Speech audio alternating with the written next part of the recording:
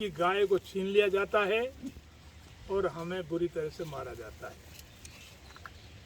मिसाल के तौर पे इधर पुनाना के पास के लोग जो है जयपुर के हट्टा से गाय लाए और गाय कोई 30,000 की थी, कोई 32,000 की थी, कोई 35,000 की थी। ये अब से कम से कम 10-12 साल पहले की बात है। जब वो यहाँ के निकल रहे थे, यहाँ बगतड़ की चौकी के पास से, तो यहाँ पुलिस ने पकड़ लिया उनको, MIA थाने में ले गई। पुलिस ने मारा उनको बुरी तरह से और फिर पैसे लेकर उनको छोड़ा। तो रामगढ़ के उरे को जो वो मूर्ति बनाते हैं, उन्होंने उनको लाठियों से मारा और उनकी सारी गाय छीन ली। जो 20-20 लीटर 15-15 लीटर दूध देने वाली गाय थी, कोई 2 दिन का बछड़ा था किसी के साथ 4 दिन का बच्चा था, ऐसी हालत में। यहाँ बनजीर का गांव है। बनजीर का गांव के लोग जो है वो गर्मियों में आजकल यहाँ गांव में जैसे सूखा पड़ गई, तो ये सूर्यनगर में उस वक्त बिल्डिंग नहीं बनी थी उस वक्त, लेकिन नल चलते थे, तो यहाँ धूप बहुत थी। तो यहाँ धूप में चराने के लिए वहाँ ले गए और वहीं जो है उन्होंने डेरा डाल दिया। दूध उनका बिकता था, बाज़ार में बहुत अच्छा दूध जाता था। और जब बारिश हो गई तो बारिश में अपने गांव को गाय लेकर आए और जब वो यहाँ आए बगड़ तिराया पे उनको पकड़ा, मारा और उनकी 25-26 गाय गौशाला में बंद कर दी और खूब जोर लगा लिया, गाय नहीं छोड़ी और बेचारे गरीब आदमी उनको किस तरह से परेशान किया। जब तक तो ये था, लेकिन आगे चलकर इस तरह के वाक़या सुनाऊंगा तो बहुत सारा टाइम लग जाएगा। और फिर पहलू वहाँ से गाय ला रहा था, कोई 40,000 की, कोई 42,000 की। क्या 40-42 की गाय काटने के लिए लाएगा? क्या बछड़ा समेत गाय को दूध काटने के लिए लाएगा? जो गाय 20 लीटर दूध दे रही है उसको जाकर काटेगा आदमी? अकल की भी बात नहीं है ये इस तरह से। तो पहलू को वहाँ मार दिया बहरोड में। तो हमने पहलू की लाश उठाई वहाँ बहरोड से। फिर वो उमर जो है, उमर को यहाँ गोविंदगढ़ और रामगढ़ के बीच में मार दिया और मार कर उसकी गर्दन को काट के और रेल की पट्टी पे डाल दिया कि भाई ये तो जो है रेल ने काटा है। उसकी लाश को उठाया हमने। रखबर जो है बेचारा लाडिया का से गाय ले जा रहा था, वो उस घर पे, जिस घर से गाय खरीद कर ले गया था, उस घर पे हमने PUCL की टीम को भी पहुंचाया।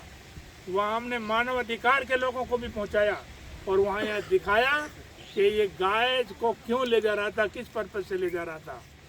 और वहाँ ललाउंडी में उससे गाय को भी छीन लिया और उसको वहाँ जान से मार दिया। हमने रखबर की भी लाश उठाई।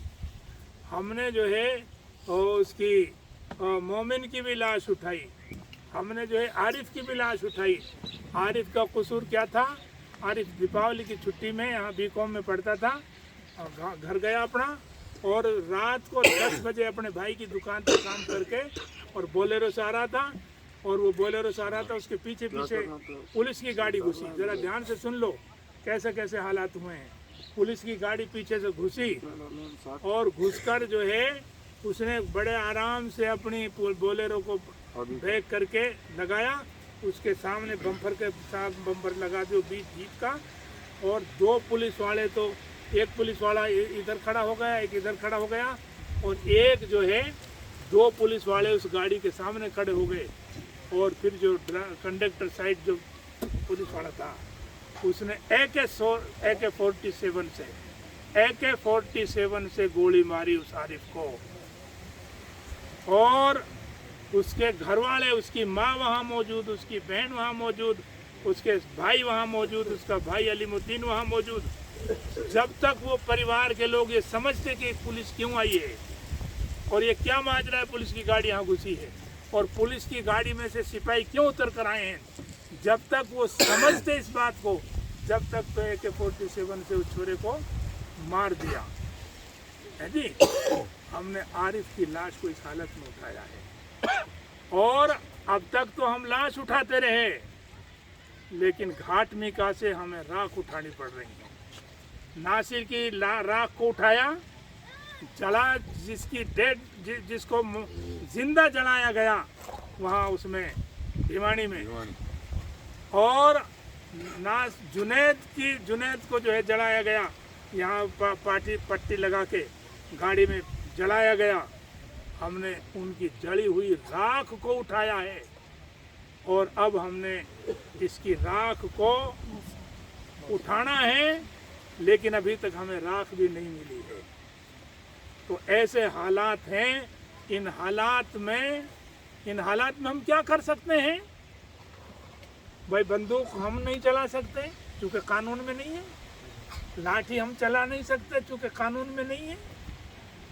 तो हम रो तो सकते हैं बैठ के भाई, उस जो है मूसा के लिए रो तो सकते हैं। तो हम यहाँ बैठे बैठे रो रहे हैं, यहाँ बैठे बैठे हम जो है अपना दुख जाहिर कर रहे हैं। तो हम यहाँ अपना दुख जाहिर करते रहेंगे। इसको चाहे तो आप धरना कह लो, चाहे तो इसको कुछ और कह लो,